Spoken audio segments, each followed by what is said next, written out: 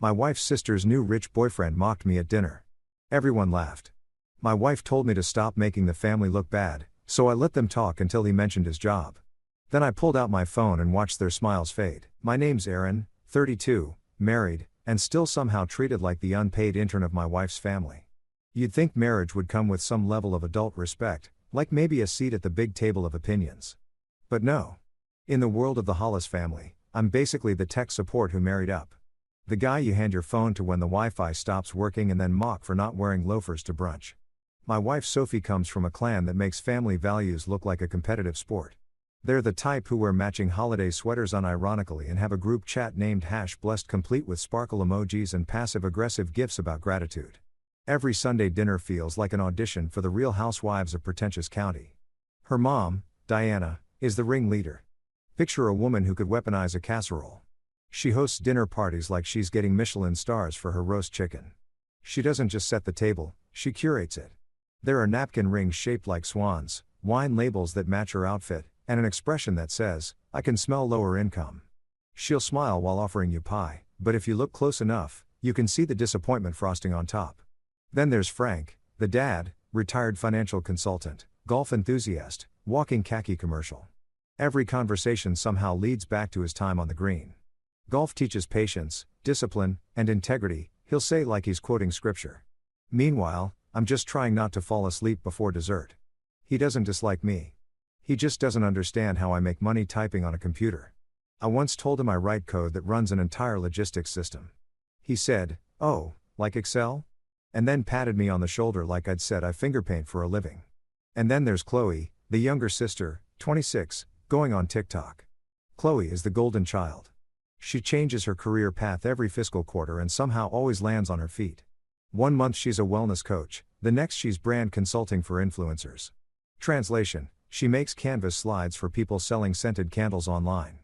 But the family treats her like she's curing cancer between yoga sessions. Every year comes with a new boyfriend, too.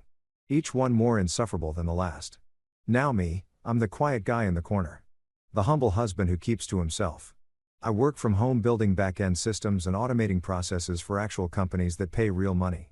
But because I don't post daily rise and grind quotes on LinkedIn or brag about networking over mimosas, they assume I'm unemployed.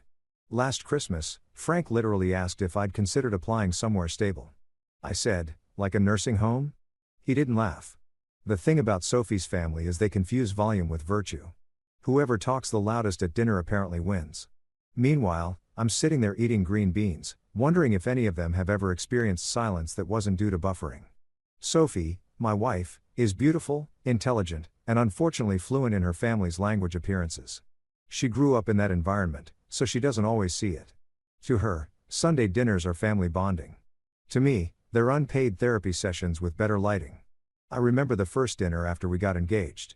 Diana toasted to family expansion like she was merging companies. She gave Sophie a diamond bracelet and handed me a framed photo of the family from 2004. No joke, no welcome, no we're glad you're here. Just here's what you're marrying into. Don't mess it up. They see Sophie as their crown jewel, and I'm the guy who somehow snuck past security. Diana once introduced me to her friend at a charity auction by saying, "This is Aaron. He's in computers."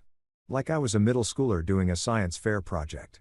The woman smiled, patted my arm, and said, "Good for you, dear. Good for me." Like I just learned to tie my shoes. At these dinners, everyone performs. It's not about eating. It's about being seen eating. Chloe talks about her career moves in that influencer voice.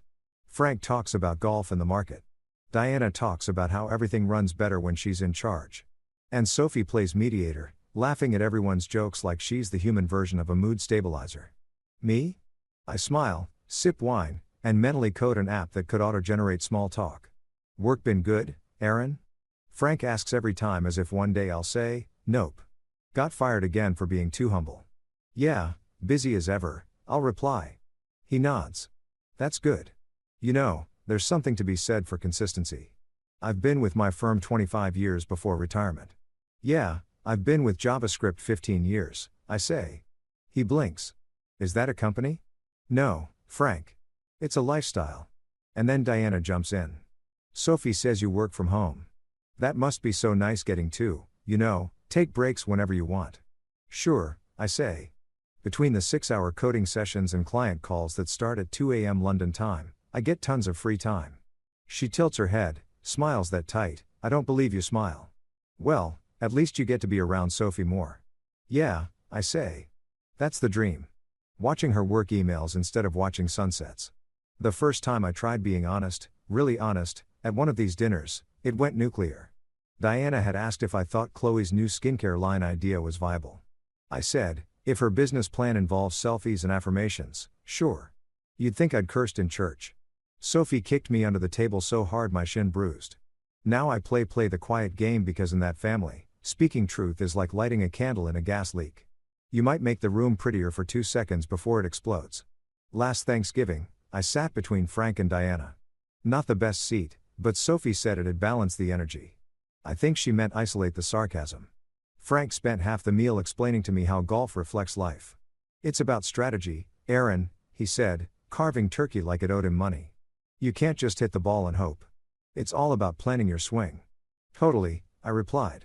Just like marriage, you plan your swing and hope you don't end up in the rough. He didn't get it. Sophie elbowed me again.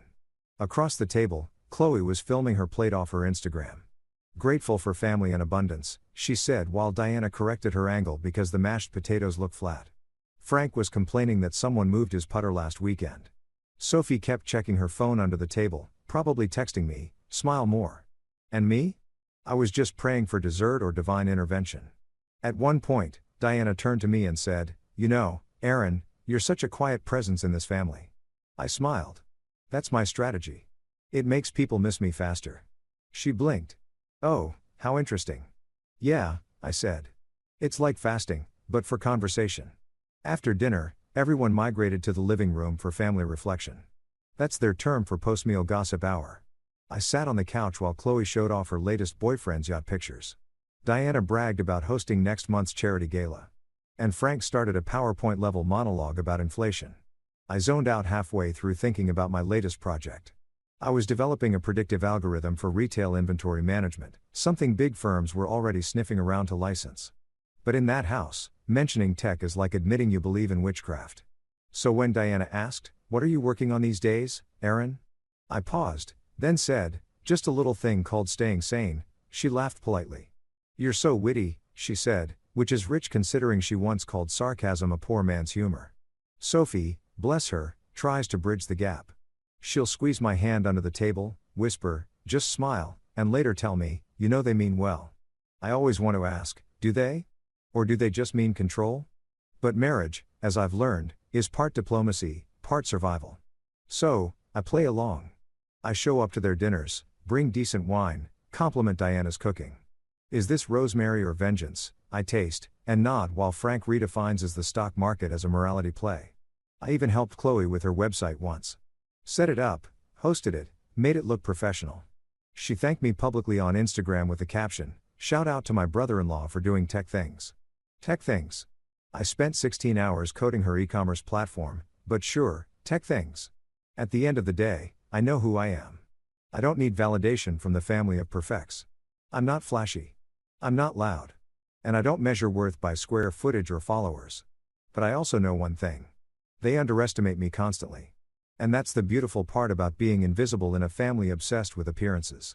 Because people who overlook you, they never see you coming. And I have a feeling sooner or later they're going to find out exactly how wrong they've been about the quiet tech guy. For now though, I just pour another drink, smile through another round of small talk, and think, if perfection had a zip code, this house would be under federal surveillance. The thing about Sophie's family is they treat new boyfriends like seasonal decorations. Every few months, someone new gets placed at the dinner table, polished, admired, and then quietly replaced after a conscious uncoupling post on Instagram. So, when Chloe announced she was bringing someone new to dinner, I didn't even blink. I just asked, what's his name and how long until he needs therapy? Sophie didn't appreciate the sarcasm. Can you please be nice this time, Aaron? She said, brushing her hair in the bathroom mirror like we were going to meet the Pope. Nice. I'm always nice, I said, pulling on a clean shirt. I'm practically the Dalai Lama with Wi-Fi. She gave me that look, the one that says you're about to ruin my family's image again. You know what I mean? Last time you asked Chloe's boyfriend if he had an actual job or just an Etsy page. To be fair, yeah, I said his business was literally called Manifest Money. I thought it was satire. This one's different. She said, slipping on her earrings. He's in finance. Of course he is, I muttered. A Chloe classic. Nothing says stability like a guy who says liquidity 3 times before dessert. When I heard his name, Brandon, I could already picture him. There's a certain kind of confidence that comes with a name like Brandon. You can't be humble with it. Every Brandon I've ever met smells like cologne and entitlement. They're the type who think reading Rich Dad Poor Dad counts as an MBA. We pulled up to Diana's house at 6:04 p.m. sharp. Any later and she'd act like we'd committed war crimes. Sure enough, she opened the door wearing pearls and a frown. You're late. 4 minutes. Said, yeah, she replied. That's late. Inside, the house smelled like money and self-righteousness. The dining room sparkled with more crystal than a Vegas gift shop. And there he was, Brandon, the man in the myth, the inevitable disappointment. He stood up to greet us, tanned like he lived on a yacht. Hair slicked so tight it looked waterproof. His suit was navy blue and probably screamed tailored in Milan if you listened closely enough. When he smiled, I swear I heard a stock market bell ring. Aaron, my man, he said, reaching out for a handshake that could have been used in hostage negotiations. I've heard so much about you. None of it true, I hope, I said, gripping his hand just enough to remind him. I'm not made of tofu. He laughed. Loud, performative, the kind that demands attention. Sophie tells me you're a tech guy. Love that. Gotta love innovation, man. I'm in finance myself. Hedge fund stuff, portfolio optimization, all that jazz. Ah, yes, finance jazz. The favorite song of every man who thinks Excel is an art form. Diana beamed. Isn't that wonderful? Finally, someone who understands business. Yeah, I said finally. Sophie gave me the warning tap under the table, the marital Morse code for behave. I smiled, the kind of smile that makes dentists rich. Chloe appeared behind him, glowing like a light bulb that runs on validation. Isn't he amazing? She said, looping her arm through his. He's working on this big project with international investors. Sounds stressful, I said. International investors are tough. I mean, imagine having to Google every currency symbol. He laughed again, missing the sarcasm by a mile. You're funny, man. We need guys like you in finance. Keeps the energy light. Oh, buddy. You wouldn't survive one Slack thread with me. Dinner started. Same old family choreography. Diana asking about everyone's lives like an FBI agent. Frank blessing the food as if it were a quarterly report. And Chloe performing her relationship like it came with sponsorship deals. So, Brandon, Frank said, cutting into his steak. Tell us about this hedge fund of yours. Brandon leaned back, all confidence and buzzwords. Well, we specialize in diversified asset management, leveraging predictive analytics to optimize cross-sectoral liquidity exposure. Even Frank paused mid-chew. So, stocks. Brandon grinned. Stocks, crypto, futures, private equity, we do it all. We're disrupting traditional models. There it was. Disrupting. The word every fake entrepreneur uses when they can't explain what they actually do.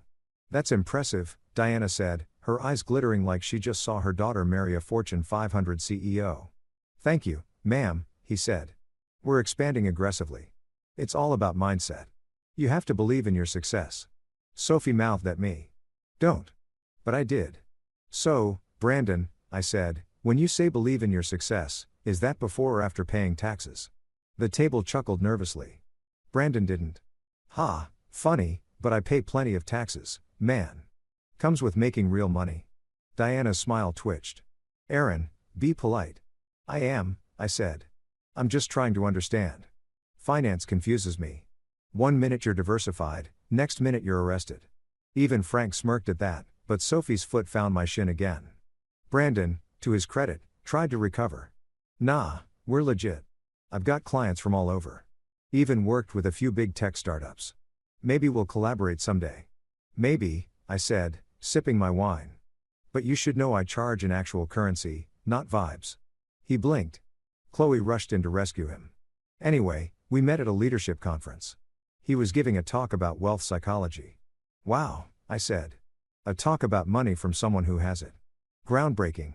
Diana changed the topic faster than a PR firm on scandal day. Aaron, how's your work going? Oh, fine, I said.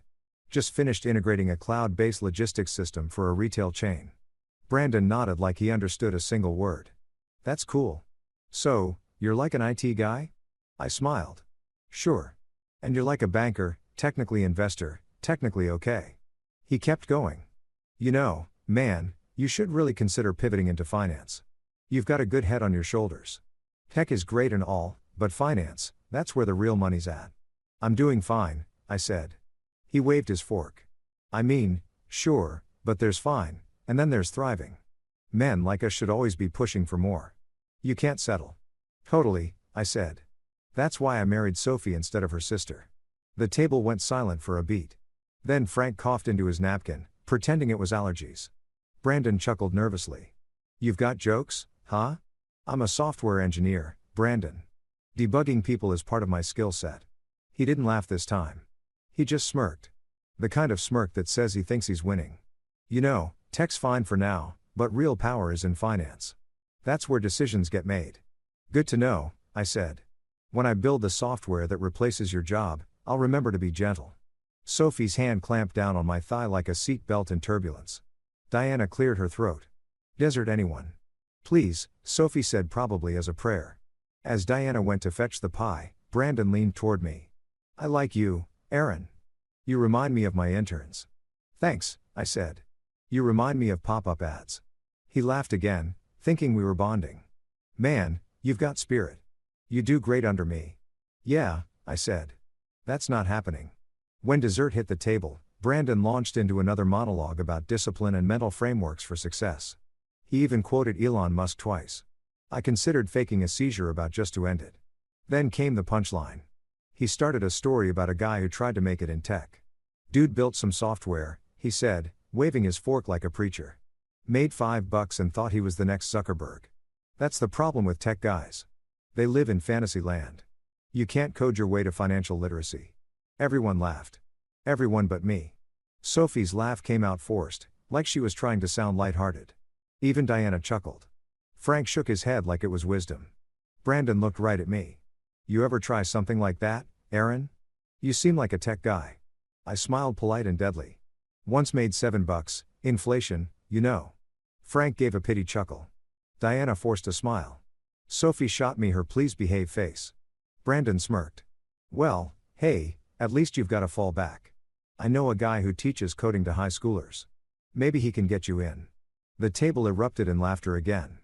I laughed too, quietly, slowly because what they didn't know was that I'd just signed a 6-figure contract with a global firm that his company was trying to impress. Sometimes silence isn't surrender, it's strategy. I raised my glass to thriving, I said. Brandon clinked his glass with mine, grinning like a man who didn't realize he just walked into his own punchline.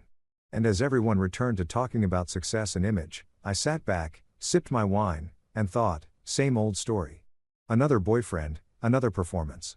But this time, I wasn't just the quiet one in the corner. I was the guy holding the secret ending. There are 3 kinds of text messages in life. The good, the bad, and the ones that ruin your weekend before you even finish your coffee. My mother-in-law's messages always fall in the 3rd category. So, when my phone buzzed at 9 a.m. that Friday with dinner Sunday, 6 p.m. now dress nice, no emoji, no greeting, just an order, it felt less like an invitation and more like a court summons. I showed Sophie the message across the kitchen table. She was sipping her oat milk latte like it contained moral superiority. Maybe we should skip it, I said. We went last month. I'm pretty sure we've met our quarterly family obligation quota. She didn't even look up from her phone. My mom will think you're avoiding her. I stared at her. That's because I am avoiding her. Sophie sighed the way women sigh when they've accepted lifelong disappointment. Aaron, please. It's just dinner. You make it sound like a colonoscopy. At least those come with anesthesia. She rolled her eyes. We'll go. You'll be polite. No jokes about golf. No sarcasm about Chloe's boyfriend. And no commentary on the family group chat. I saluted her with my coffee mug. Yes, ma'am. I'll be a model citizen. Mr. Rogers with Wi-Fi. By Sunday evening, I was already regretting my life choices. We pulled up to Diana and Frank's suburban fortress, a Whitstone mansion that looked like it came with its own HOA police. The lawn was so perfectly trimmed, it could have been a hostage situation for grass blades. As we walked up the steps, I felt the same sense of dread soldiers must feel before battle. Only my war involved salad forks and passive aggression. Diane opened the door wearing a pearl necklace, a cashmere sweater, and enough perfume to trigger fire alarms. "Oh, you made it," she said, smiling like she just caught a raccoon rummaging through her recycling bin. "Traffic was light," I said. She stepped aside. "Take off your shoes. I just had the floors waxed." "Right." God forbid my inferior middle-class soul scuffed the sanctified marble. Inside the house looked like the cover of Modern Pretension Quarterly. Candlelight, linen tablecloth, crystal glasses that probably had their own trust funds. And there he was, the main attraction, Brandon, back for round 2, gleaming like a stock photo of success. The man looked photoshopped in real life, perfect hair, watched the size of my self-control in that smile, sharp, confident, and deeply punchable. "Hey, Aaron," he called out. "Good to see you, man." "Always a pleasure to experience déjà vu," I said, shaking his hand. Sophie elbowed me lightly. "Behave," she whispered through her teeth. Chloe floated in behind him, dressed in a gold cocktail dress that probably had its own Instagram account. "Isn't he amazing?" she said for what I swear was the 15th time in 2 weeks. "Yeah," I said. "He's like if Wi-Fi had an ego." They didn't hear me or pretended not to. Frank appeared from the den, golf sweater and all. "Aaron, son, you look good." "Thanks," I said. "I'm wearing my not in the mood for nonsense cologne." He didn't laugh. They never do. We sat down at the table, which looked less like a dining setup and more like a UN conference on wealth inequality. There were 12 settings for 6 people because Diana believes abundance equals holiness. As she poured wine, she smiled at Brandon. "So, Brandon, how's work? Chloe tells us your firm is thriving." "Can't complain," he said. "Closed a major deal last week. Some hedge fund merger thing. Confidential, of course." "Of course." In Brandon speak, confidential meant imaginary. Frank nodded approvingly. "That's the spirit. Keep grinding. The market rewards the bold." I could practically see Brandon's ego inflating like a pool toy. "Exactly, sir. Risk is everything. You can't be afraid to make big moves." Diana's eyes sparkled. "And what about you, Aaron? Any big moves lately?" "Yeah," I said. "I upgraded my antivirus software." Silence. Forks clinked. Sophie shot me her patented, "Please shut up before I strangle you in the car later" look. Chloe rescued the moment. "Anyway, Brandon just got invited to speak at a finance summit next month." I raised an eyebrow. "A summit? Wow, sounds fancy. Which one?" "Oh. Brandon hesitated. "It's kind of exclusive. Small group of professionals by invitation only, right?" I said, "So, like an MLM retreat?" He laughed too loudly, probably hoping no one caught the hesitation. "You're funny, man." Diana leaned forward. "Aaron, you should network more. Brandon says connections are everything." "Oh, I connect all the time," I said. "Usually Wi-Fi, sometimes Bluetooth." More silence. Somewhere in the distance, a cricket committed suicide. Dinner went on and the small talk got progressively worse. Frank talked about his golf swing as if it were a moral issue. Diana complained about lazy service staff. Chloe giggled at everything Brandon said, even when it wasn't remotely funny, and Sophie just kept sipping her wine like it was emotional armor. Halfway through the meal, Brandon turned to me. "So, Aaron, what do you actually do again? I keep hearing tech, but that's a pretty broad term." I swallowed my bite of chicken. "I run a software firm. We develop back-end systems for logistics companies." He nodded like a man pretending to understand algebra. "So, like websites?" "Sure," I said. "If NASA built websites for grocery stores," he laughed. "Hey, maybe you can help me out sometime. My company's building this new analytics platform and we're looking into some tech integration stuff, back-end algorithms and all that." "Really?" I asked. "What's the platform called?" He grinned. "Streamforge or something. It's still in talks though." My fork froze midair. "Streamforge? My company? Interesting," I said slowly. "And your firm's acquiring it?" "Yeah," he said proudly. "My team's handling the negotiations. Should finalize soon? Big deal for us." I looked across the table at Sophie, who was blissfully unaware she had just entered a live episode of Irony, the dinner edition. Then I looked back at him. "Streamforge," I repeated, pretending to think. "That's funny. I know that company." Brandon smirked. "Oh, yeah. You invest in tech?" "Something like that," I said, pulling my phone out of my pocket. "Here, let me show you something." He leaned in, probably expecting a meme or a dumb joke. I opened my email, the one from my legal team, confirming the acquisition details, and scrolled to the bottom where my name sat neatly above the title. Aaron Walker, CEO, Streamforge Technologies. His smile faltered just slightly, like his brain needed a minute to buffer. "You okay?" I asked, keeping my voice casual. Yeah, he said, blinking. "Just didn't realize you were involved." "Oh, I'm very involved," I said, taking a sip of wine. "We've been negotiating with your firm for months." "Funny, no one mentioned you." Diana looked between us, suspicious. "Wait, you're the CEO of that company?" "Since 2020, I said. "We specialize in predictive logistics, not just websites." Frank gave a low whistle. "Well, I'll be damned." Chloe looked at Brandon. "You said you were handling the deal." "I am," he stammered. "Just a not directly." "Ah," I said. "So, you're like the spiritual handler manifesting synergy." Frank actually chuckled. I thought I saw Sophie bite her lip to keep from smiling. Diana cleared her throat. "Well, isn't that interesting?" "Small world, tiny," I said. "Practically microscopic." The rest of dinner went quiet. Brandon suddenly had nothing to say about finance, mindset, or thriving. Chloe stared at her plate like it had betrayed her. And me? I just kept eating, smiling politely, like a man who'd spent 2 hours in hell and finally found air conditioning. When dessert arrived, Diana tried to salvage the atmosphere. "So, Aaron, you must be thrilled about this acquisition." "Oh, definitely," I said. "It's a great step forward.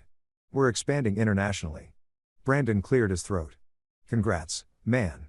Really impressive." "Thanks," I said. "Maybe next time your firm can keep you in the loop." He forced a laugh that sounded like a dying engine. After dinner, as we stood in the foyer saying our polite goodbyes, Diana hugged Sophie tightly.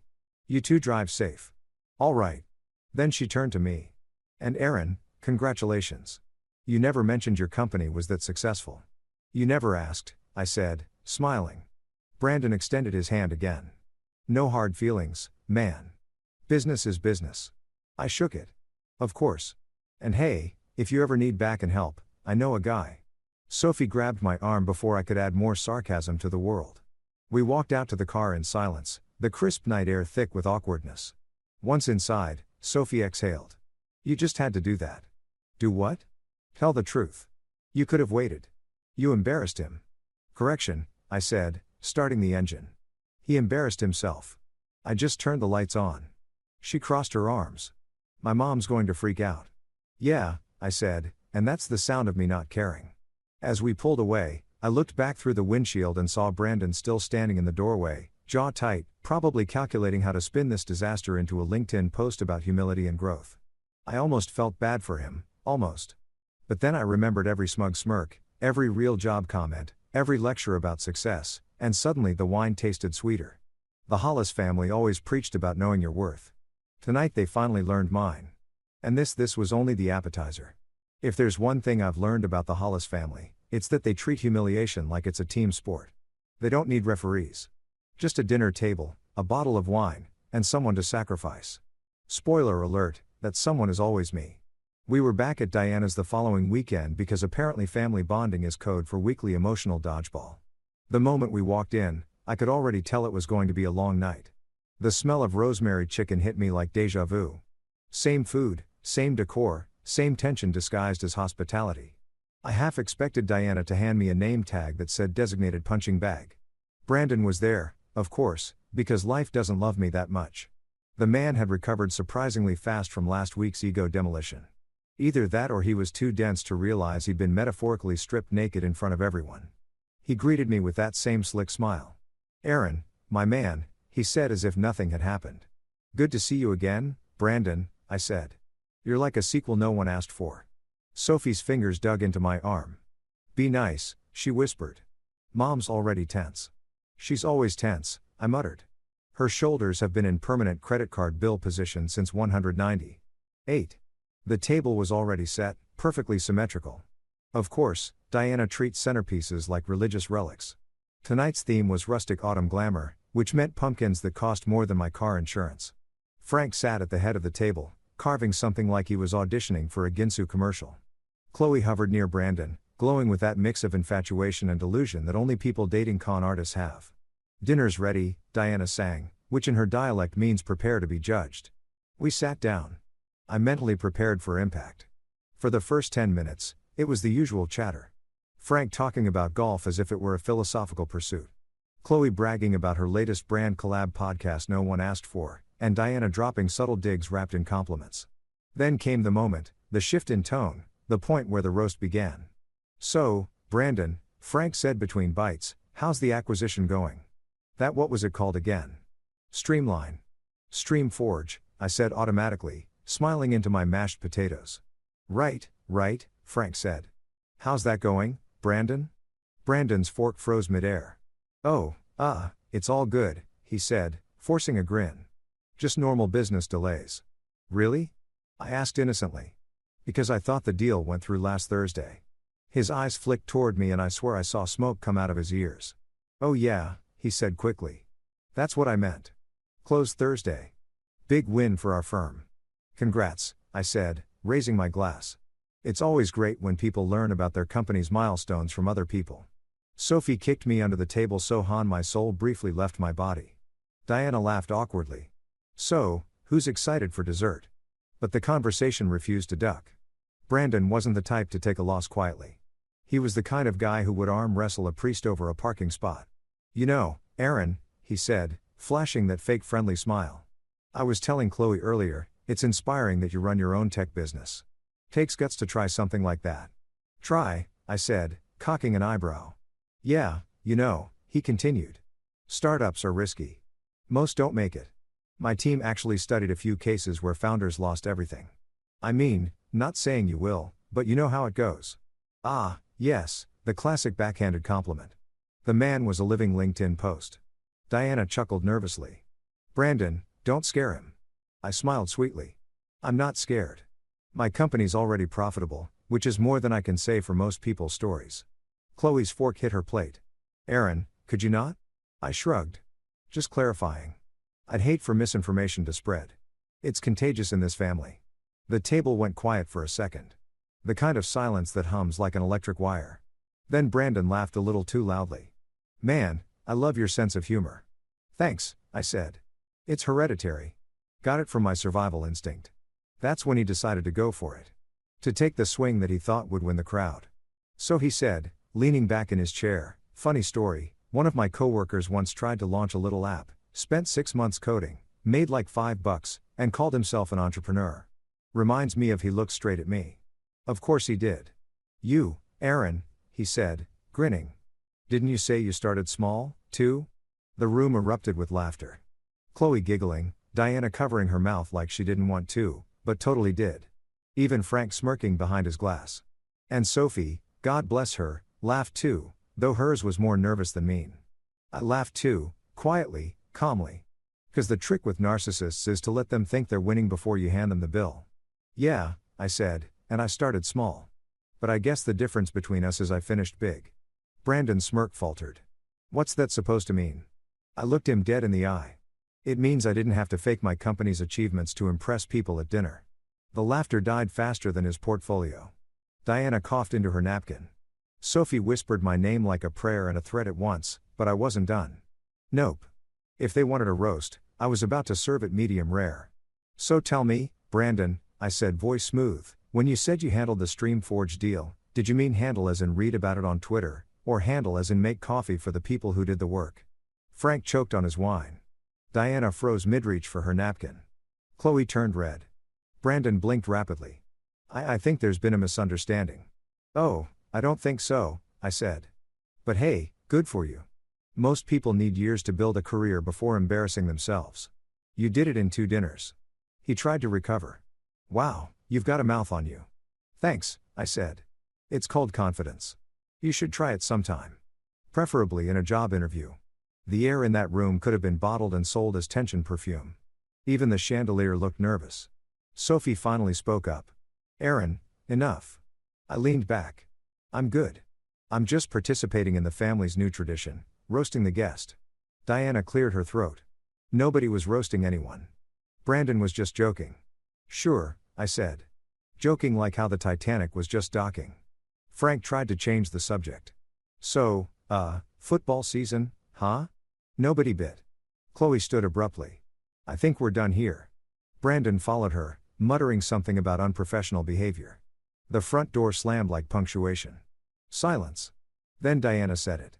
The sentence I knew was coming. Delivered with the precision of a guillotine. Aaron, that was incredibly rude. Was it? I said, because I thought honesty was a virtue around here. You know, family values and all that. You embarrassed him, she said. He embarrassed himself. I replied. I just didn't cover for him.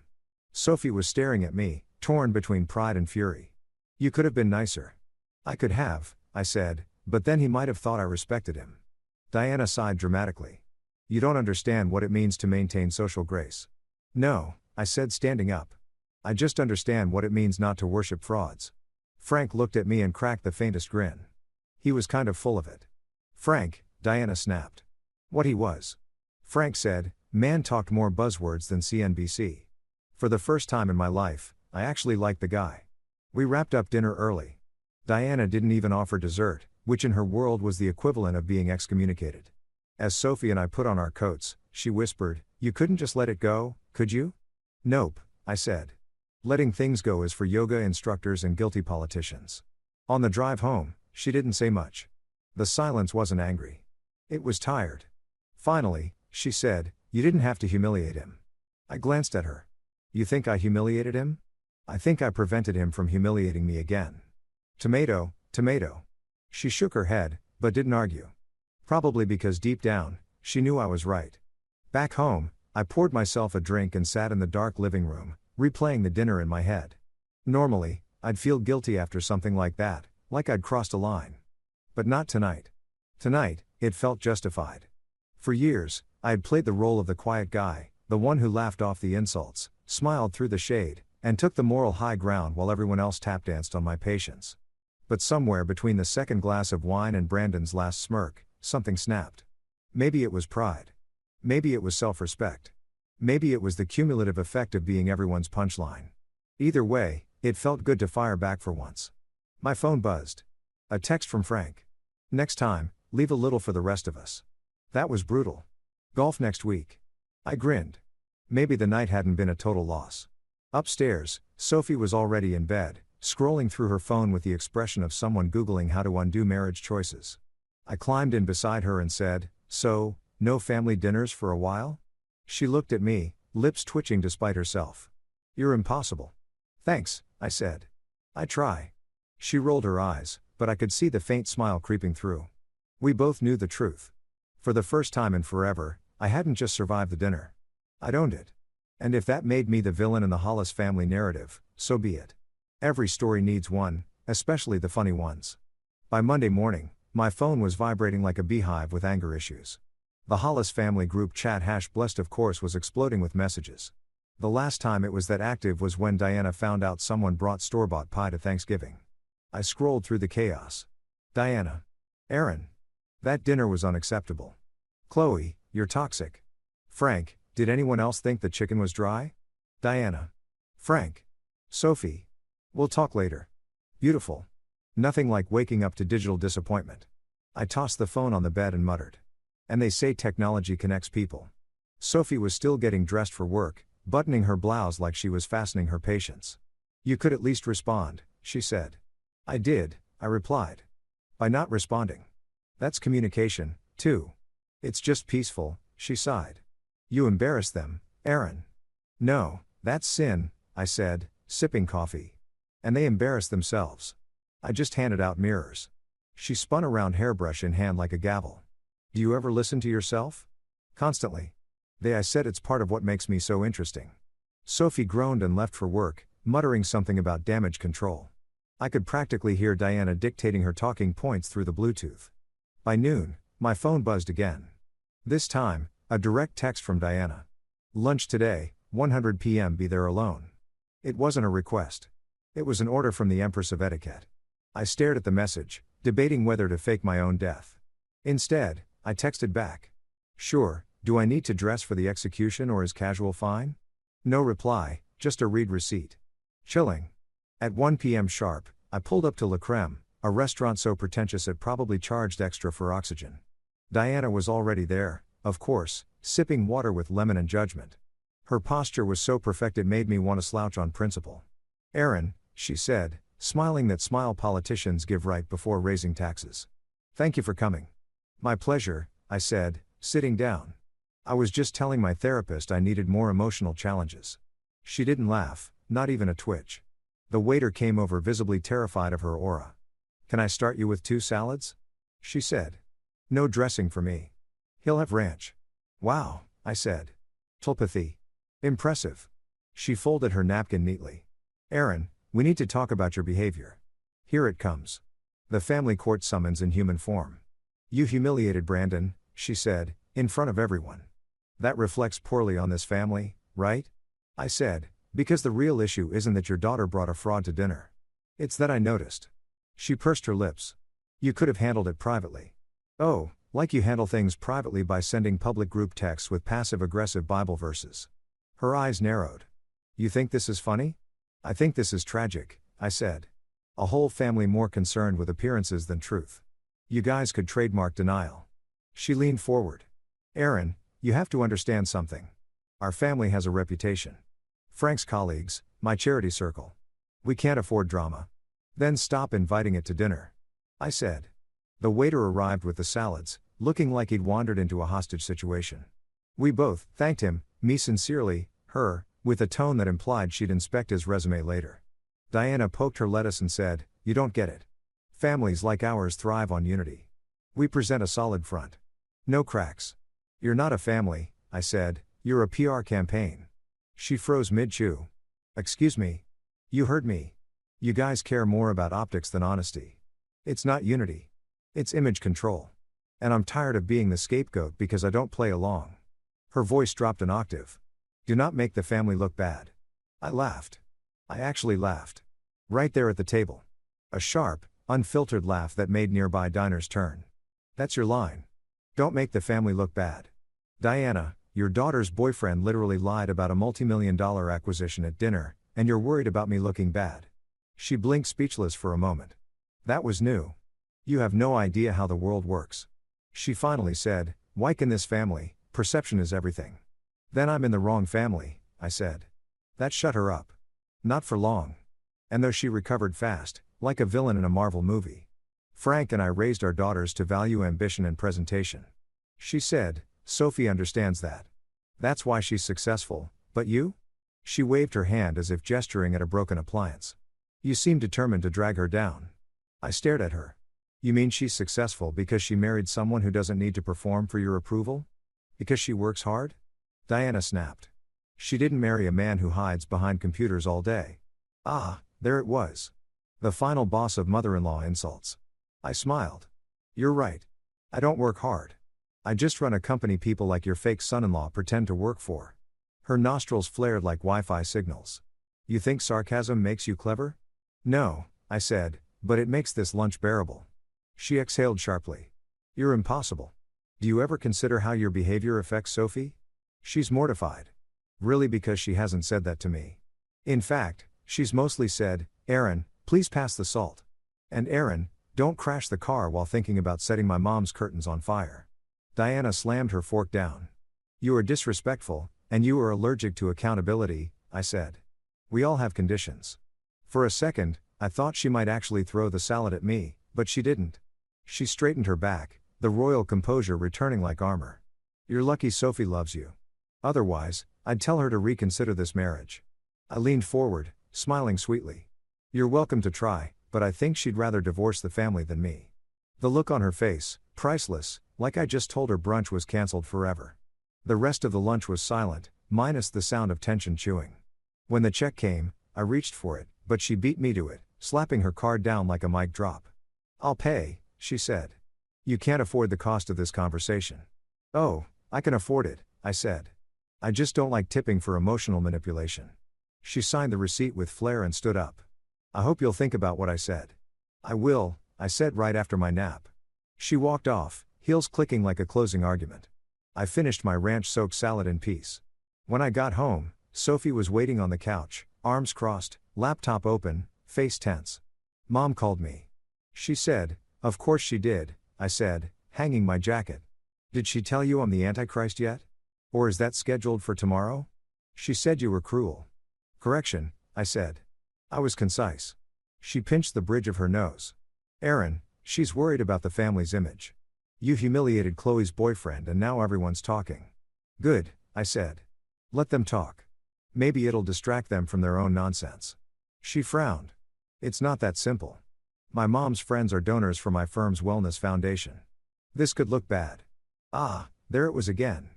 The sacred family brand. So, let me get this straight. I said, I expose a liar. Protect your sister from getting scammed, and I'm the one making the family look bad. She hesitated. It's not about who's right. It's about optics. I stared at her. Wow, you really are your mother's daughter. That one hit, I could see it land. She looked away, arms folding tighter. I didn't mean I started. No, she said quietly. You did. We sat in silence. The kind that fills the room like fog, thick and uncomfortable. Finally, she said, you can't keep fighting them like this.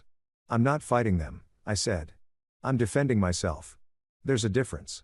You think every dinner needs to be a battlefield, she said. No, I said. But they keep bringing the cannons, she sighed softer now. I just wish you'd let things go sometimes. I wish they'd stopped giving me things to hold. We looked at each other for a long moment. Two people who loved each other but spoke completely different dialects of sanity. I'll fix it, she said finally. You can't fix it, I said, because it's not broken. It's just real and they can't stand real. She didn't reply. She just closed her laptop and went upstairs.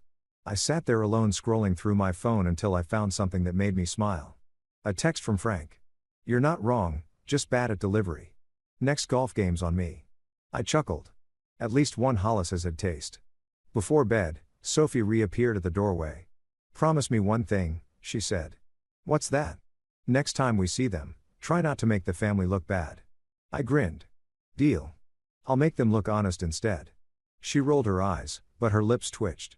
Good night, Aaron. Good night, Mrs. PR Damage Control, she laughed to spite herself. And as she turned off the light, I thought, funny thing about people obsessed with image. They never realize the truth doesn't ruin reputations, it just reveals them.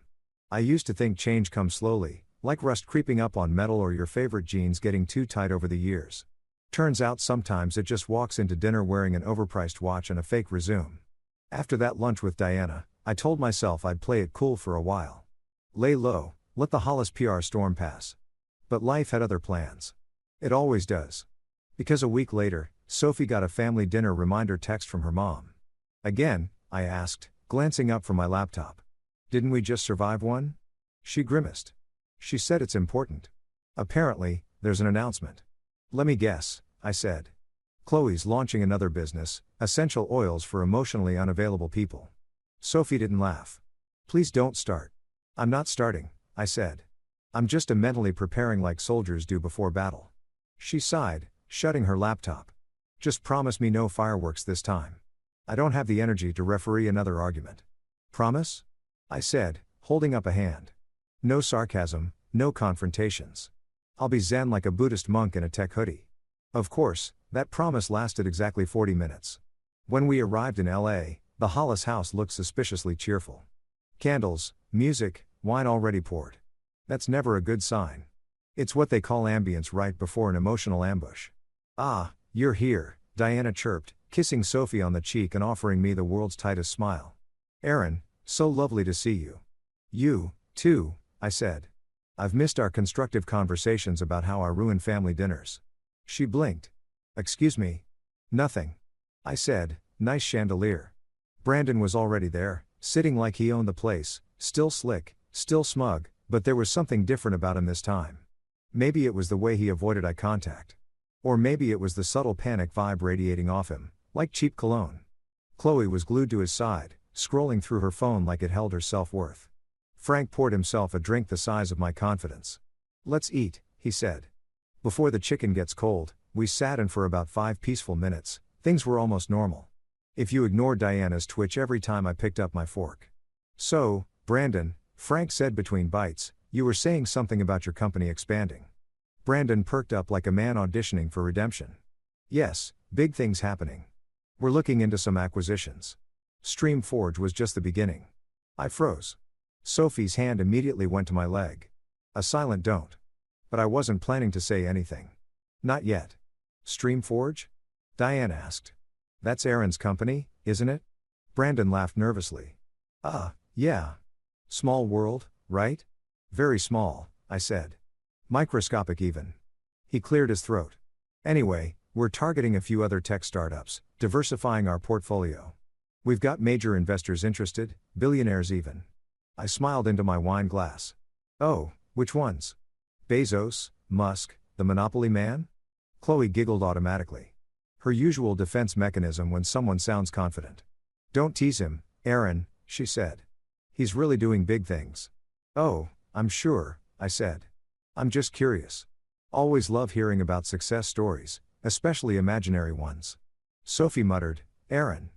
Under her breath, like a parent in a supermarket with a feral toddler. Brandon shot me a tight smile. You know, man, you've got a lot of opinions for someone who works from home. Oh, don't undersell me, I said. I own from home. That landed like a grenade. Frank coughed. Diana blinked rapidly, pretending to admire the centerpiece. Sophie closed her eyes like she was summoning patience from the universe. Brandon forced a laugh. You're funny, man, but seriously, I respect what you do. Tech's cool and all. It's just not real business. Real business? I repeated. You mean pretending to be a finance guru while mispronouncing the word dividend? He bristled. You've got a lot of nerve and you've got a lot of audacity for someone whose job title changes every dinner. Diana jumped in like an emergency broadcast system. Gentlemen, please let's keep this civilized. Oh, I'm civilized, I said. I'm just fluent in facts. That's when it happened. The shift. Brandon leaned back, smirking, trying to take control again. You know what, Aaron? You talk big, but guys like you are all the same. You hide behind your computer and think you're changing the world. Meanwhile, people like me are out there actually moving money, making deals, running industries. I smiled slowly. That's funny, Brandon, because I checked with your firm's board last week. His face twitched. You what? Yeah, I said casually. Turns out your company isn't acquiring Streamforge. It's being investigated for falsifying investor documents. The silence that followed could have ended civilizations. Chloe froze, forked midair. Diana gasped so loudly I thought she might summon angels. Frank muttered, oh, hell.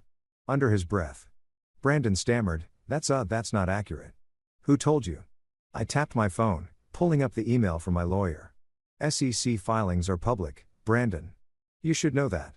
You're in finance, remember? He went pale. You had no right. Oh, I had every right, I said, voice calm, but cutting. You used my company's name to inflate your image at this table. So, yeah, I did some fact-checking. Turns out you're not even officially employed at that firm anymore. You were let go last month. Chloe's hand dropped her wine glass. It shattered against the tile like the sound of karma and surround sound. Wait, what? She said. You said you left voluntarily. Brandon swallowed hard. Babe, it's complicated. Complicated? She said. Like fraud complicated or unemployment complicated? Sophie whispered, oh my God. And leaned back, covering her face. Diana looked like she'd just witnessed a crime scene at her dining table. This is unbelievable. I smiled politely. Not really. It's just math. Brandon stood up abruptly, his chair scraping the floor. You're lying. I'm literally showing you the documents, I said, turning my phone toward him. You can't fake a termination notice unless you're also bad at Photoshop, which you probably are. He glared at me. You think you're better than me statistically tonight? Yeah. Frank actually snorted loudly. Diana smacked his arm. Chloe was shaking now, tears pooling in her eyes. You told me you were going to buy a house. You said you had investors. Babe, I was going to tell you, Brandon said, reaching for her hand. She pulled back. Don't babe me. You lied to everyone. Diana stood up, gripping the back of her chair. Get out of my house. Brandon blinked. Diana, come on now. She snapped. Before I call security. And yes, we have security because this is a real home, not an Instagram backdrop. He hesitated, looked at Chloe again, then grabbed his jacket and stormed out. The front door slammed so hard one of Diana's fancy sconces rattled. And then silence, sweet, golden, cinematic silence. I took a slow sip of wine, savoring the flavor of poetic justice. Chloe sat there, stunned. He lied to me. Sophie reached over, rubbing her back gently. I'm sorry, Chloe. Diana was pacing, muttering to herself about the reputations and screening procedures. Frank just leaned back in his chair, looking oddly satisfied. Finally, Diana turned to me. "You couldn't have done that privately." I raised an eyebrow. "Oh, you mean like how Brandon publicly insulted me in this exact room multiple times?" She blinked, lips tight. "Still, there's a time and a place." "This was the time," I said. "And your table was definitely the place. Sophie gave me the errand, stop talking before I divorced you." "Look," so I sat back and stayed quiet for once. After a while, Chloe wiped her eyes and said softly, "Thank you, Aaron." I looked at her, surprised. "For what?" "For telling the truth, even if it sucked." I nodded. "Truth usually does." We finished dinner in awkward silence. No one mentioned dessert. Diana didn't even offer coffee, which I'm pretty sure is her version of cutting someone out of the will. On the drive home, Sophie didn't speak for 10 minutes. I didn't push it. Finally, she said, "You really had to go nuclear, huh?" "Technically," I said. "It was a precision strike." She sighed but smiled faintly. "You know, for someone who claims to hate drama, you create a lot of it." "I don't create it," I said. "I just reply to it in high definition." She laughed quietly. "You're impossible." "Yeah," I said, "but at least I'm honest." She looked at me then, really looked and nodded. "You are, and that's kind of what I love about you." I grinned. "Careful. That sounds dangerously like a compliment." "Don't get used to it," she said. By the time we got home, the adrenaline had faded, replaced by something quieter, relief maybe, or clarity. The kind that comes when the truth finally kicks the door in and sits down at the table you've been pretending is fine. Lying in bed later, Sophie said, "You know this isn't over, right? Mom's going to call tomorrow." "Let her," I said. "I've got unlimited minutes and limited patience." She laughed again, softer this time. And as I drifted off, I realized something had shifted. Not just in the family dynamic, but in me. For years, I'd played defense, biting my tongue while they took shots. But now, I wasn't the quiet one anymore. I wasn't the tech guy or the weird one who doesn't golf. I was the truth teller, the chaos distributor, the man who finally stopped being polite to people who mistook politeness for weakness. And somewhere deep down, I knew the next dinner was going to be legendary. You ever see that moment in a courtroom movie where the defense lawyer pulls out the one document that flips the whole trial, the gasp, the stunned silence, the camera zoom? Yeah, that was me at Diana's dinner table last week, except instead of a legal drama, it was Keeping Up with the Hollises. And my surprise witness was the truth. By Monday morning, my phone looked like it had been through a political scandal. Missed calls, voicemails, texts from numbers I didn't even recognize. Apparently, Diana had a whole network of gossip associates. Sophie was on her laptop pacing the living room, muttering about damage control like a campaign manager. "Your mother called me to tell me I need to call her?" I asked, sipping my coffee. "That's like sending an email about how to stop emailing." Sophie glared at me over the screen. "Aaron, this isn't funny." "Oh, it's hilarious," I said. "I've been waiting 3 years for Karma to buy a ticket to one of those dinners. I just didn't think it'd bring fireworks." She set her laptop down with a sigh. "Chloe's devastated. She's been crying all weekend." "Good," I said. "Tears are cleansing. She'll be fine. She's got 12,000 followers who will tell her she's brave." Sophie folded her arms. "You could show a little empathy." "I did," I said. "I empathize by not saying I told you so. Out loud." She rubbed her temples. "You embarrassed my family. I exposed a liar. There's a difference. Semantics don't fix feelings, Aaron. Neither do delusions, Sophie." She stared at me for a long second, then sighed again. "I just wish it hadn't happened like that." "Yeah," I said. "I wish they hadn't worshipped a man who thought back-end system meant glutes day, but here we are." Before she could reply, my phone buzzed again, this time from an unknown number. I picked it up. "Hello."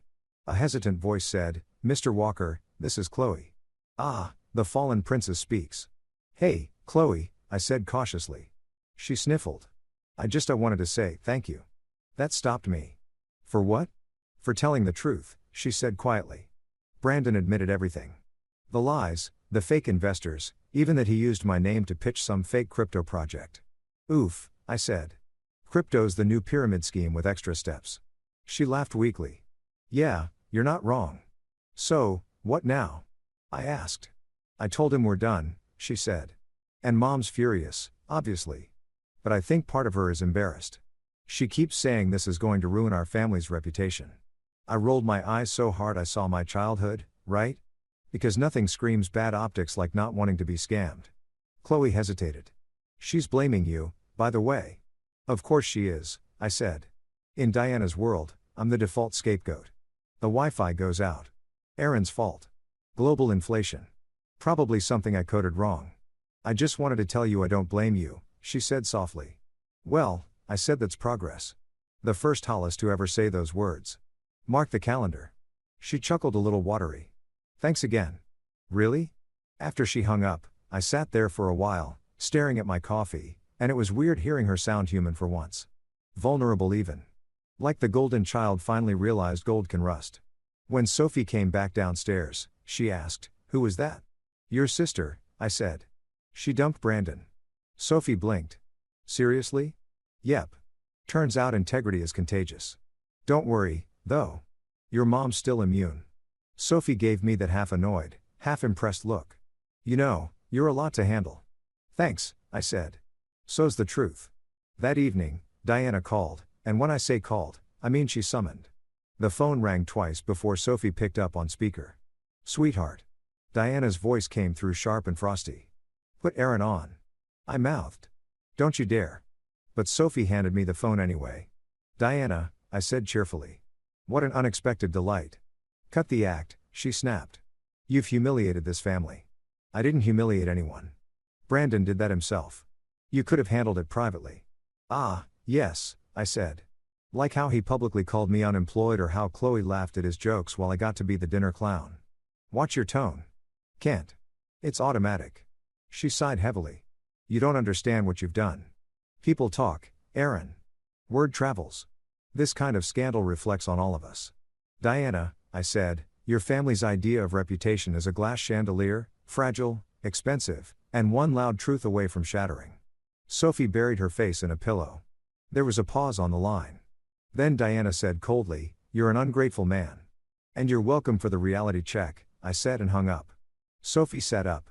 "Did you just hang up on my mother?" "Yep, you can't just I can," I said. And I did. And honestly, it felt better than therapy. The next few days were weirdly quiet. No texts, no calls, not even Frank's usual memes about golf being life's metaphor. It was peaceful, like the eye of a hurricane. Until Friday. That's when Sophie came home like a live grenade. "You're trending," she said. I blinked. "What?" "Trending on Facebook." I grabbed her phone. There it was. A photo of me at Diana's dinner table mid-speech, wine glass raised. Someone, probably Chloe's friend with the constant Instagram reflex, had taken a picture during the Brandon showdown. The caption read, "When your brother-in-law exposes your sister's scammer boyfriend, mid-dinner family dinner gone wrong. Chesh drama, respect the tech guy." The post had gone semi-viral. Thousands of comments, half roasting the Hollises, half cheering me on. One read, "That's not a son-in-law. That's a whistleblower," another said, "just as served with mashed potatoes." I couldn't stop laughing. Oh my god, I'm a meme. Sophie wasn't as amused. "This is bad, Aaron. My mom's going to combust. Then we should get fire insurance." "Aaron, no. Seriously," I said. "Look at the bright side. You're married to the internet's favorite dinner guest. That's got to count for something." She pinched the bridge of her nose. "I swear if my mom sees this buzz incoming call." She looked at me. "Speak of the devil. Put her on speaker," I said. Sophie hesitated and then did it. Diana's voice came through like a tornado wearing pearls. "Do you know what you've done?" "I'd guess a public service." I said, "This is a nightmare. My friends have seen that photo. They're messaging me. Do you have any idea how humiliating this is?" "Yes," I said. "That's kind of the point." "Take it down," she demanded. "I didn't post it." "Then find whoever did." "Sure, I'll call the internet and ask to speak to the manager."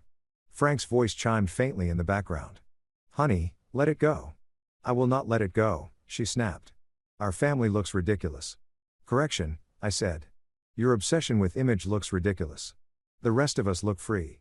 Sophie finally grabbed the phone and ended the call. "You really have no filter, do you?" "I have one," I said. "I just choose not to use it around people who need subtitles for reality." She stared at me for a second, then burst out laughing. And that's when it hit me. The shift, not just in her, but in everything. For years, I'd been the outsider, The odd one out in a family of curated perfection. The quiet tech guy, the polite husband who smiled through insults because it was easier. But that night at dinner changed everything. I wasn't the punchline anymore. I was the line, the one that split their world in two before and after. The next morning, Sophie told me Chloe had called again. Apparently, she'd confronted Diana and told her to stop controlling everything. I nearly spit out my cereal. Chloe said that. Yeah, Sophie said, smiling faintly. She told Mom she needs to chill out and stop caring so much about what people think. Well, I said. I guess miracles are real. She also said she's applying for a real job. Something about wanting to earn things for once.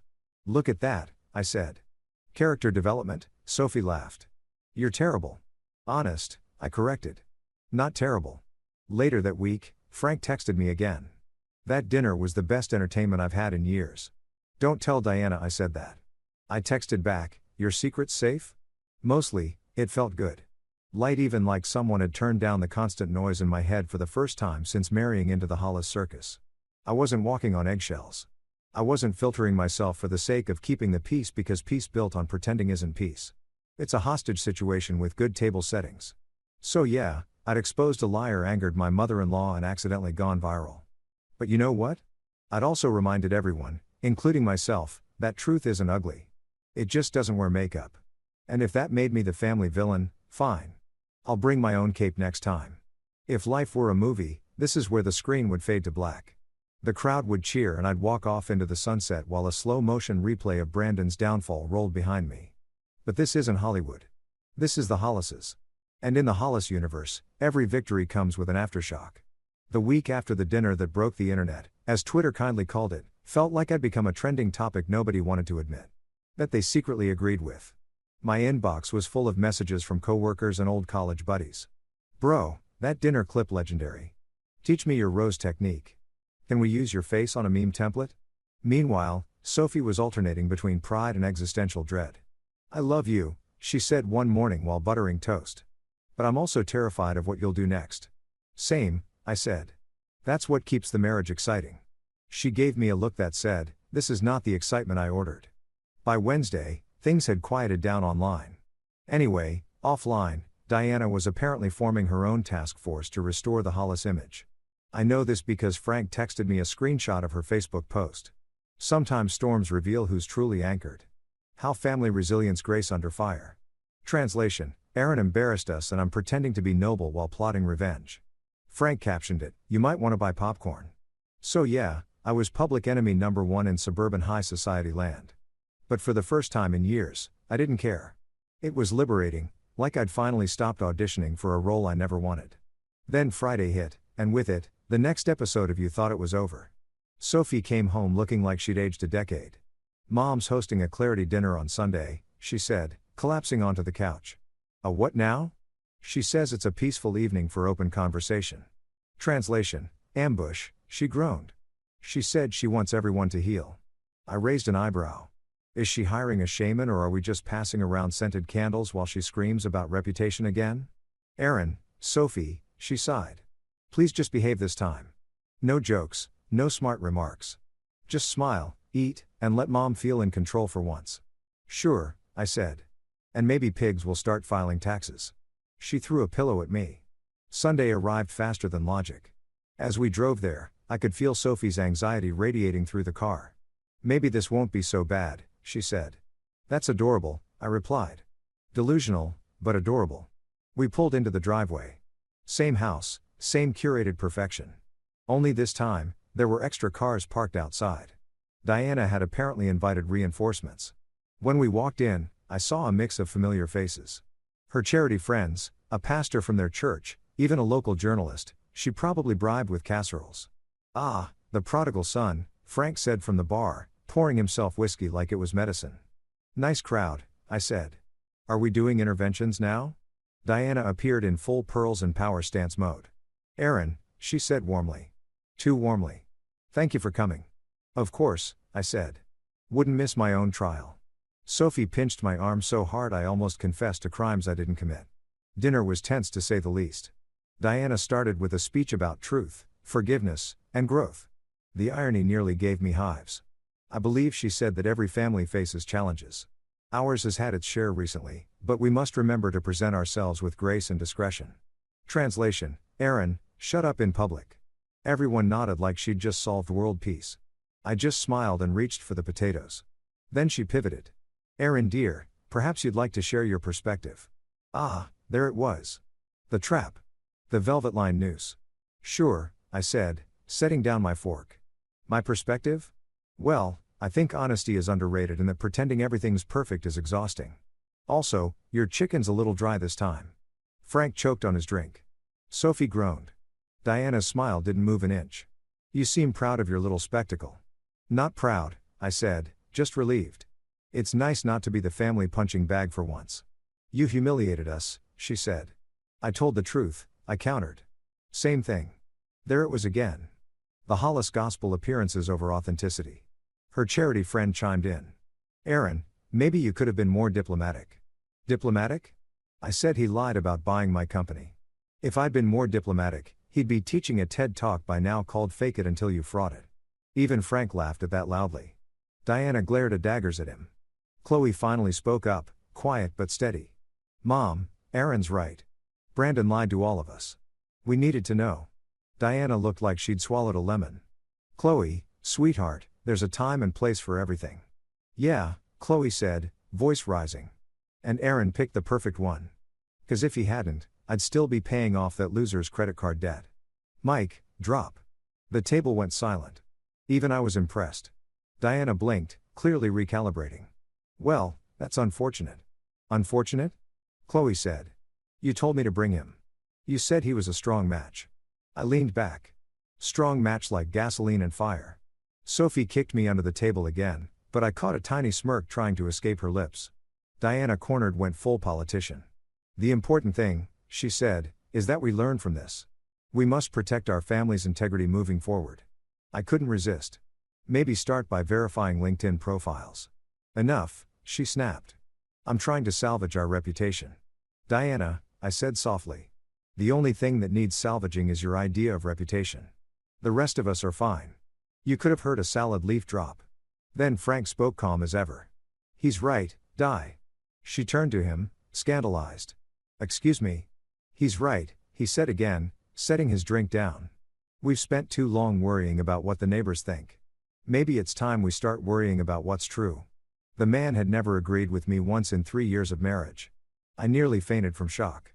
Diana looked between him, me, and Chloe, realizing the tide had turned. Her empire of curated perfection was cracking.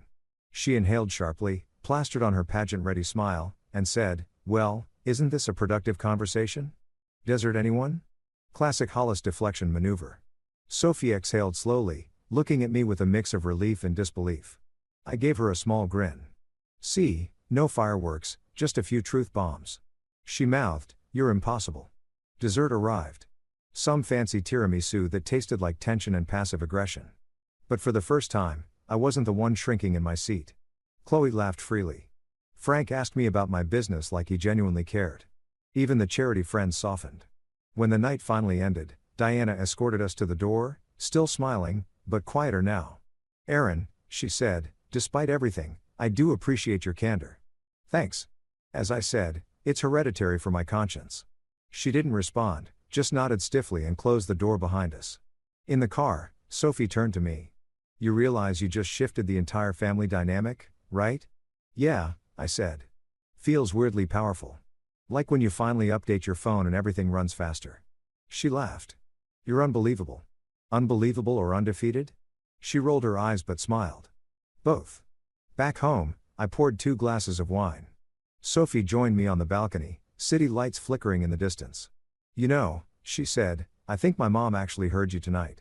Like really heard you. I'll believe it when she sends a Christmas card without passive-aggressive scripture. She laughed again, softer this time. Still, thank you for standing up for yourself and honestly for all of us. I raised my glass to truth bombs and slightly overcooked chicken. She clinkied hers against mine to surviving the Hollises. We drank and for once the night felt peaceful.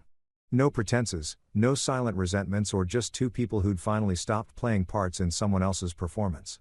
Later, as we got ready for bed, my phone buzzed with one more text from Chloe. Thanks again for everything. I'm starting a new job Monday. Real company, real paycheck, Real life. Maybe honesty is not so bad after all. I smiled, set the phone down, and said to no one in particular, "Look at that. A Hollis running on authenticity. Didn't see that plot twist coming." Sophie called from the bathroom, "What's that?" "Nothing," I said. "Just progress." And as I turned off the light, I realized something wild. For the first time since joining the family of perfects, I wasn't the outsider anymore. I was the reset button, the truth teller, the necessary chaos that forced a little humanity into the perfect facade. Not bad for a guy they once called the unemployed tech husband. You know that eerie quiet after a tornado tears through a town. The birds don't sing, the wind stops moving, and everyone just stands around pretending their roof isn't in another zip code. That's what the Hollis family felt like after the dinner of reckoning. The storm had passed, but man, the wreckage was spectacular. On Monday morning, Sophie's phone started dinging like a casino machine. Group chat, voicemails, the whole circus. And Blessed had gone from curated brunch pics to a digital war zone. Chloe had apparently quit her influencer consulting gig.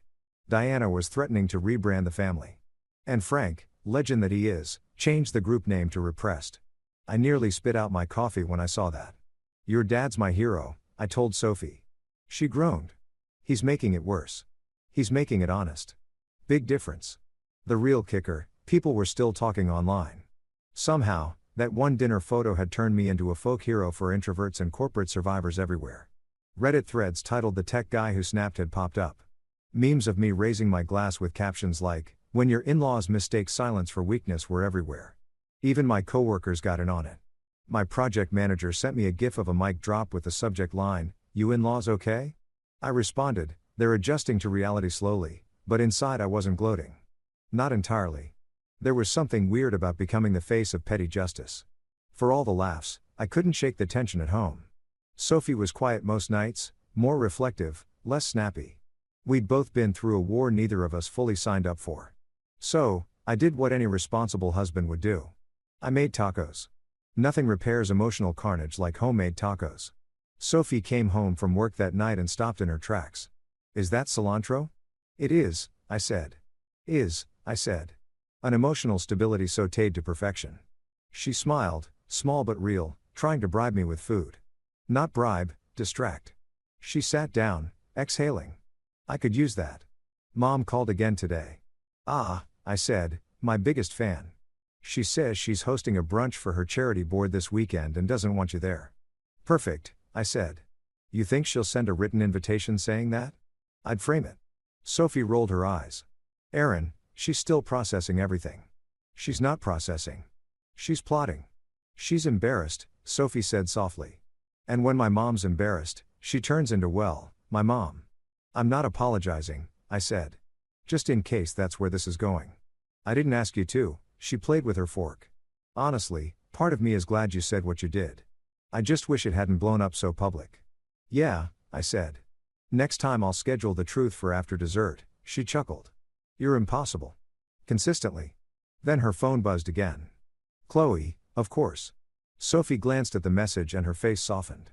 "She got the job." "Really?" "Yep. Junior marketing coordinator, real company, real salary." She said she's scared but excited. "Well, I said, look at that.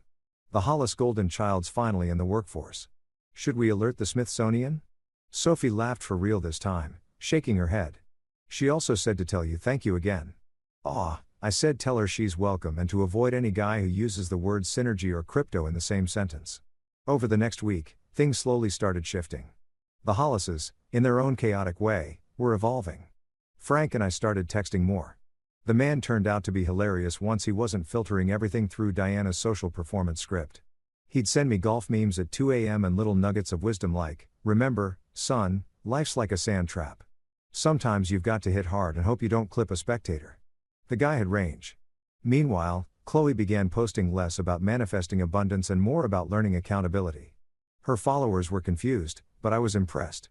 Progress is progress, even if it starts in an Instagram caption. Then came Thursday, the day of the family summit. Sophie got the text first. "Diana, dinner, Friday, immediate family only. No drama." I snorted. "That's like inviting lightning and saying, 'Please don't thunder.'" Sophie just said, "Please behave." "I'll try," I said. "But if she brings up reputation, I can't make promises." Friday came and so did the tension. The Hollis mansion looked quieter than usual. The candles were dimmer, the music softer. Diana had even traded her pearls for a simple necklace. Maybe she was trying to seem approachable. Frank greeted us with a grin. The gladiator returns. Just here for dinner, not conquest, I said. Diana emerged from the kitchen. Aaron, Sophie, thank you for coming. Her tone was different, less frost, more diplomacy, like someone who'd just spent a week in PR rehab. We all sat down. The table was small this time, just the four of us. No audience, no backup singers. Diana poured wine and said, "Before we eat, I'd like to address everything." Frank mouthed, "Here we go." She inhaled deeply. "Aaron, I owe you an apology." I blinked. "I'm sorry." "What?" She nodded. "I let my pride get in the way. You were right about Brandon. You were right to expose him. I just didn't like the way it made us look." "That's an understatement," I said carefully. She actually smiled. "Yes, but I've had time to reflect. Maybe the problem isn't how things looked. Maybe it's that we care too much about looking perfect." Frank raised his glass. "Hallelujah." Sophie's eyes widened. "Mom, did you just agree with Aaron?" "I did," Diana said. "Don't make me repeat it. If I hadn't been sitting, I'd have fallen over." She continued. "I spoke with my charity board. I told them I was taking a step back. I need to focus on my family, not just how my family appears." That one stunned the room. Even Frank stopped chewing. "Wow," I said. "That's unexpected." Diana shrugged. "Turns out humility is cheaper than therapy." We all laughed. Genuine laughter. It felt strange, but good. Then she looked at me. "And for what it's worth, Aaron, I'm proud of what you've built. You've done well for yourself." I stared at her, half expecting Ashton Kutcher to pop out and yell punked. "Did Frank put something in your wine?" "Don't push it," she said, but she was smiling. Dinner that night was, dare I say, pleasant. No digs, no backhanded compliments, no silent wars disguised as table etiquette. Just people eating and occasionally laughing without calculating optics. After dessert, Frank pulled me aside on the patio. "You know, son," he said, lighting his cigar. "You did what I never could." "What's that?" "Made her admit she's wrong." I grinned. "Careful. She might hear you." He chuckled. Worth the risk." We clinkied glasses. For once, it felt like peace. Real messy human peace. When Sophie and I got home, she kicked off her heels and flopped onto the couch. "I don't believe it," she said. "My mom actually apologized. I think you broke her programming." "Don't give me too much credit," I said. "She's still version 1.5, the beta version of humble." Sophie laughed so hard she snorted. "You're unbelievable." "Unbelievably effective," I corrected. We sat in comfortable silence for a moment. Then she said softly, "You know, I used to think keeping the peace meant keeping quiet, but maybe it just means telling the truth without apology." I smiled. "Sounds like someone's been hanging out with me too long." "Maybe," she said. "And maybe that's not a bad thing." The next morning, I woke up to a text from Diana. "Good morning, Aaron. Family brunch Sunday. No expectations, just pancakes." Pancakes? The universal symbol of surrender. Sophie peeked over my shoulder, reading it. "You going?" "Hell yes," I said. "Free food and emotional closure. Count me in." And that's when I realized this was the real fallout. Not chaos, not drama, but growth. It didn't explode. It unfolded slowly, clumsily. Honestly, I wasn't the villain anymore or the quiet one or the unemployed tech guy. I was just Aaron, the man who said what everyone was thinking and survived the dinner table apocalypse. Not bad for a guy who used to dread family gatherings. Sunday brunch at Diana's was shockingly normal. No veiled insults, no family values speeches, not even a single reference to reputation. Just pancakes, sunlight, and the faint sound of everyone pretending not to walk on emotional eggshells. Diana even smiled when I walked in. A real one, not the kind that looked like it came with a receipt. "Aaron," she said, "thank you for coming. My therapist said I should face my fears." I replied, sitting down. Frank laughed so loud he nearly spilled his mimosa. Chloe rolled her eyes but winked. Sophie looked at me across the table and mouthed, "Behave." And for once, I did, 'cause I didn't need to prove anything anymore. I'd already said what needed to be said, survived the fallout and watched an entire family recalibrate around honesty. Turns out the truth doesn't just set you free. It makes breakfast taste better. After brunch, as Sophie and I walked to the car, she slipped her hand into mine. "You realize you changed everything?" right? She said, maybe, I said.